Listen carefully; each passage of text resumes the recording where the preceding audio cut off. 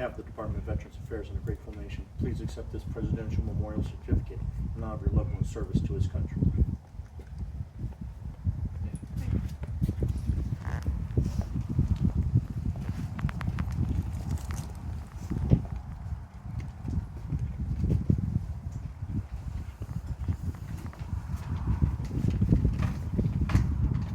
This is hard. It was just this month that I've known and been a friend of Randy for 58 years. It was on December 16th, 1942. It was a balmy winter day with a high of 63 degrees. It was the day that Randolph Frank Reichert was born to the proud parents of Rose and Frank. Following Randy's arrival was his sister Nancy and dear brother Pete. While I don't know a lot about Randy's younger years in life, I do know that he attended Billings Central Catholic High School, graduating in 1961. Following graduation, Randy joined the Navy on June 29th of 61, of which 2 years and 11 months were sea duty. He probably served a total of 3 years, 11 months, and 16 days, and his last assignment was aboard the USS Apache. Randy received his honorable discharge on June 14th, 1965. I met Randy in October of 65 when he came to work on the freight dock of the Great Northern Railway here in Billings. Randy, as a young man, was pretty serious in nature and very disciplined from being in the military. And as such, he had some difficulty in adjusting to the many games that were played by the dock employees while at work on the freight dock, some of which were goosing people when they were not expecting it and watching the reaction of that person.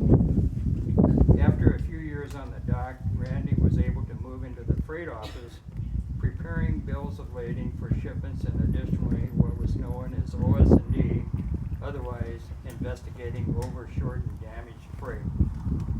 I don't remember exactly what year it was, but Randy bid a clerical position in Lewistown, Montana, and was there for a couple years. Pursuant to the merger of Burlington Northern Railroad, Randy was able to attain a position in the material department in Laurel, Montana. As time went by, Randy was transferred from Laurel Material Department to the Denver Material Department, and from there to St. Paul Corporate Headquarters, still in the Material Department. And when corporate headquarters of Burlington Northern were relocated to Fort Worth, Texas, it brought Randy to Fort Worth as well. I was transferred to Fort Worth in 1984, and even though the period of time that I was in Fort Worth, Randy and I were able to maintain our friendship throughout the years, and many times when I traveled to St. Paul, I would stop to see Randy in the material department. I remember one time after a visit, Randy called me and he said, "You know what happened to me?" And no. He says, "Well, when you left, my superintendent or my boss came over and wanted to know how in the hell I knew somebody in the tax department." So anyhow, over the years, Randy and I had many good times together. And one year, when we were much younger, we went hunting on the east side of the Crazy Mountains. We spent the night in the camper shell in Randy's 1972 pickup, only to wake up in the morning to find that it had snowed a very significant amount during the night. It was bumper deep, and we busted through snow drifts that were as high as the hood to get out of there.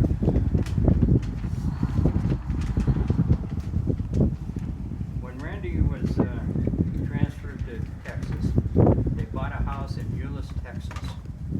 And about 2 months after they were in the house, Randy was calling and complaining about the neighbors and the neighbors' kids coming in his yard.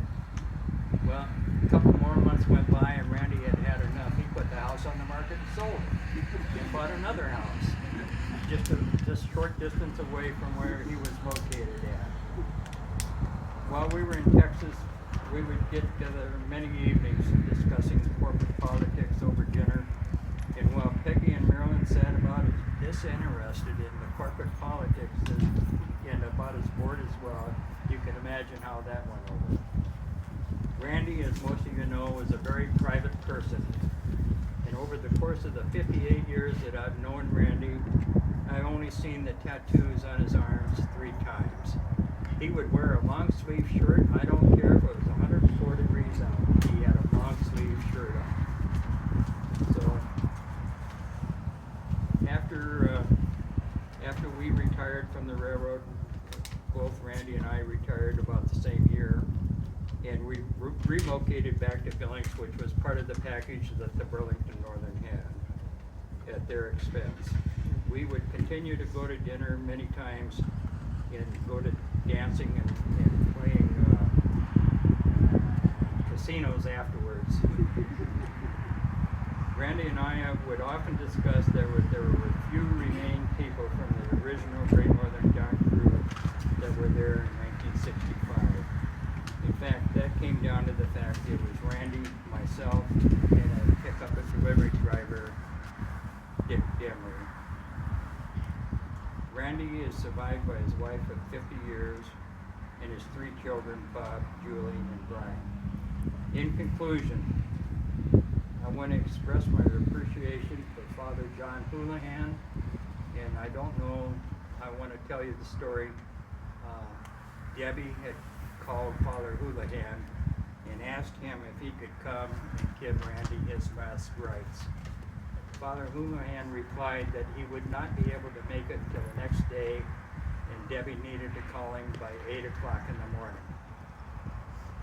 I stopped in to see Randy that evening about 9:30, spent some time with him, spoke with Debbie. Debbie had informed me she was going to spend the night there. I asked her to promise me she would call me or send me a text if something happened during the night. About 2:30 in the morning, I received a text from Debbie, and she says, "You can't believe what a wonderful thing happened." And Father Houlihan had showed up at 1 or 1:30 in the morning and gave Randy his last rites. Randy passed about an hour after. So it was as though Randy was waiting for the Father to do that. So I am very grateful for that. I want to thank Randy for the many memories of the enjoyable times that we had shared together. And I would ask you all to bow your head in a prayer. May the Lord bless us and keep us. May the Lord make his face to shine upon us and be gracious to us. May the Lord lift up his countenance upon us and give us peace. May the Lord bless Randy, let his soul rest in peace. Amen. Thank you. Brian, do you want to say anything?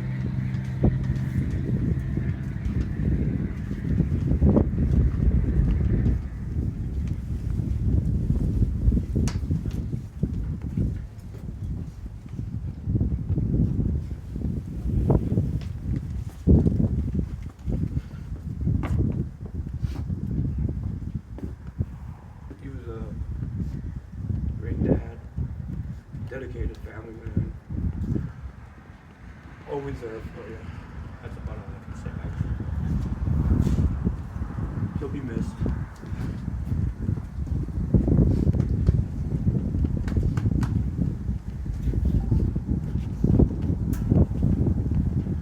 Is there anyone else to speak?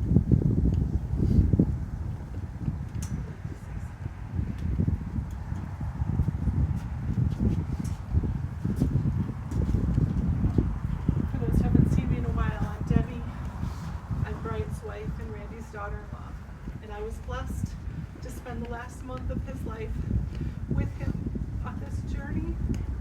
And Brian and I have always lived far away from them, and I got to know Randy. Randy was a very private person, but he loved really deep. He loved his animals. He loved his son.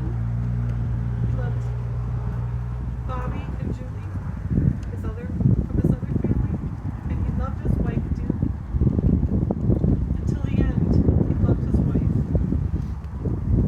and he loved his animals.